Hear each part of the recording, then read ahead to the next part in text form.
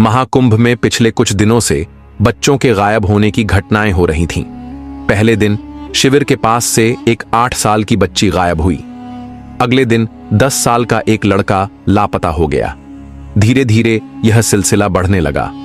यह खबर पुलिस तक भी पहुंची, लेकिन महाकुंभ जैसे विशाल आयोजन में इतने लोगों के बीच सुराग मिलना मुश्किल था।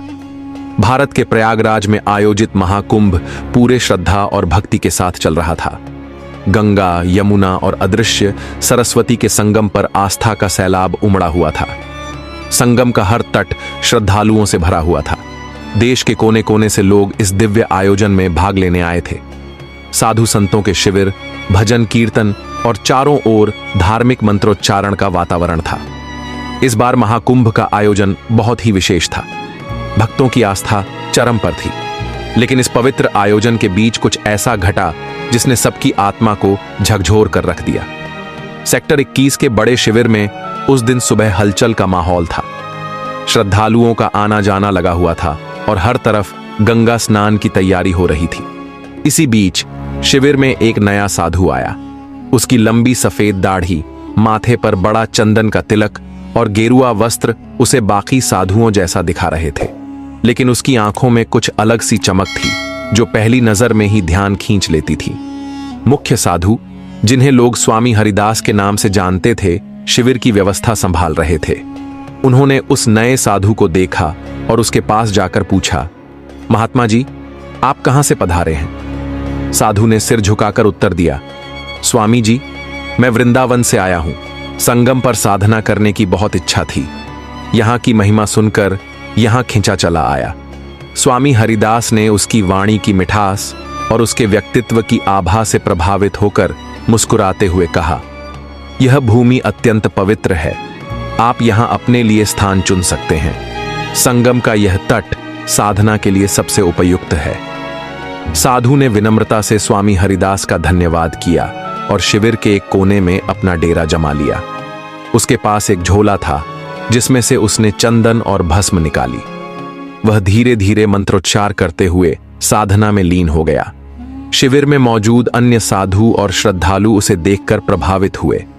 लोग उसकी वाणी की मधुरता और उसकी गंभीरता से आकर्षित हो रहे थे। कुछ ही देर में उसके चारों ओर लोगों की भीड़ लगने लगी। वह प्रवचन देने लगा और उसकी बातें सुनने के लिए लोग मंत्रमुग्ध होकर बैठ गए। लेकिन साधु की आंखों में जो चमक थी वह साधारण नहीं थी। उसकी नजरें लोगों की भीड़ में घूम रही थीं, खासकर बच्चों पर। उसका झोला केवल चंदन और भस्म से नहीं भरा था, उसमें कुछ और भी था। खिलौने, मिठाइयां और छोटे छोटे गहने। यह सब उसने बच्चों को आकर्षित करने के लिए रखा था। शिविर में काम करने वाला 16 वर्षीय अर्जुन, जो स्वामी हरिदास का शिष्य था, ने महसूस किया कि नया साधु कुछ अलग है। उसकी आंखों में एक अजीब सी चमक थी। अर्जुन ने कई बार देखा कि साधु रात में शिविर से गायब हो जाता था। वह जानना चाहता था कि साधु कहां जाता है। उसकी जिज्ञासा दिन ब दिन बढ़ती जा रही थी। महाकुंभ में पिछले कुछ दिनों से बच्चों के गायब होने की घटनाएं होने लगीं। पहले दिन एक 8 साल की बच्ची गायब हुई। उसके बाद 10 साल का एक लड़का।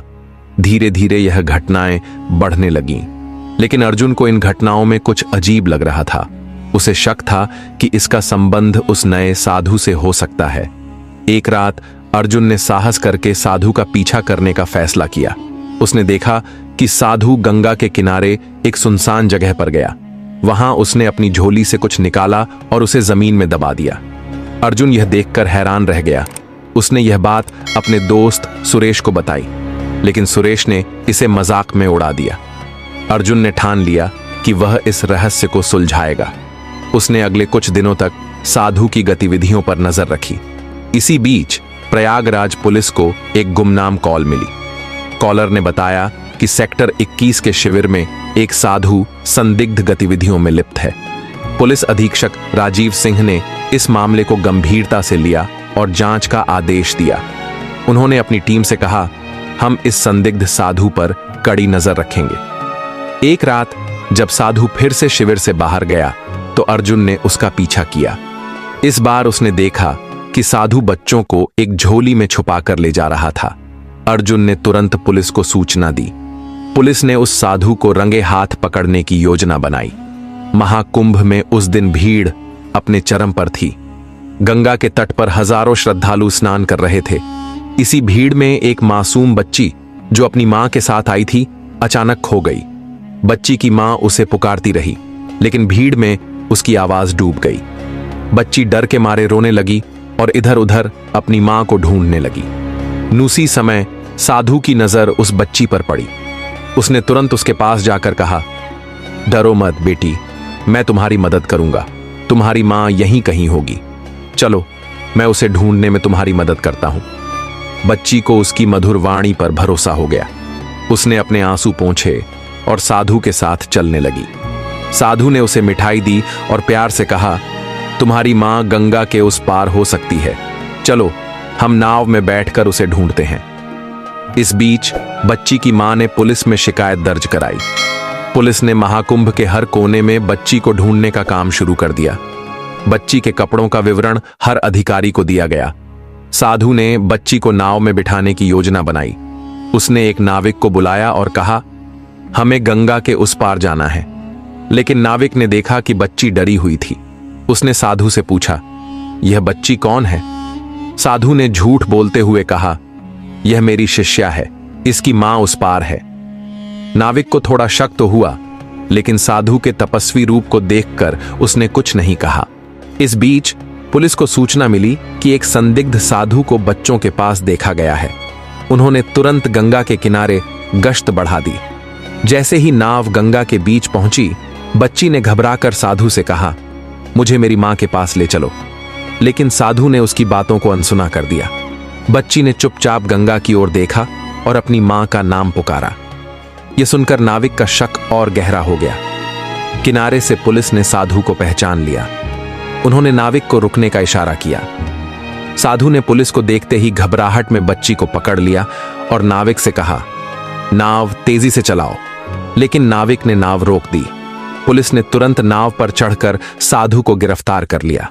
पुलिस ने साधु के झोले की तलाशी ली, जिसमें नकली पहचान पत्र, रस्सी और बच्चों को लुभाने वाले खिलौने मिले। पूछताछ में पता चला कि साधु असल में एक पेशेवर अपराधी था। उसका असली नाम मोहन था और वह बच्चों को किडनैप कर तस्करों को बेचने का काम करता था। मोहन ने पुलिस को गिरोह के ठिकानों का खुलासा किया। पुलिस ने छापा मारा और वहां से कई बच्चों को बचाया। गिरोह के सरगना को भी गिरफ्तार कर लिया गया। बच्ची को सुरक्षित उसकी मां के पास पहुंचाया गया। उसकी मां ने गंगा तट पर खड़े होकर भगवान का धन्यवाद किया। यह घटना महाकुंभ में एक बड़ी सीख बन गई। आस्था के साथ सतर्कता भी जरूरी है। इस घटना के बाद महाकुंभ में सुरक्षा व्यवस्था को और मजबूत कर दिया गया। अर्जुन और स्वामी हरिदास को उनकी सतर्कता और साहस के लिए सम्मानित किया गया। यह घटना महाकुंभ में आए लोगों के लिए एक बड़ा सबक बनी। इसने सिखाया कि आस्था के साथ सतर्कता भी जरूरी है। अगर आपको यह कहानी पसंद आई हो तो इसे लाइक और शेयर करें। साथ ही चैनल को सब्सक्राइब करना ना भूलें। कमेंट में हर हर महादेव जरूर लिखें।